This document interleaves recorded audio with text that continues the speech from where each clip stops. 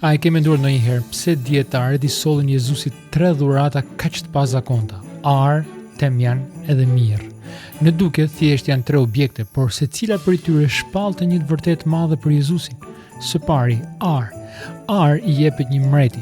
Kur dietarët vendosen ar përpara Jezusit foshnjë, ato po thonin pa fjalë: ne e dim kush je. Ti je mreti, jo thjesht i Judës, por mreti i mbretërve. Së dyti, temjani. Në tempull, temjani digjej dhe tymi ngjitet lart si simbol i lutjeve.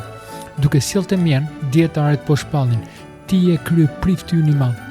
Ti je ai që ndërmjetëson mes nesh dhe Perëndisë. Dhe së fundi, mirra. Kjo është dhurata më e habitshme në fakt që mund të japësh një foshnjë. Mirra përdoret për balsamimin e trupave. Në Ungjillin e Gjonit shihet tek varrimi i Jezusit. Kështu, duke sjell mirë, ato po thonin: ti ke ardhur të japësh jetën tënde për ne. 3 dhurata, 3 deklarata: mbreti ynë, ndërmjetësuesi ynë, shpëtimtari ynë.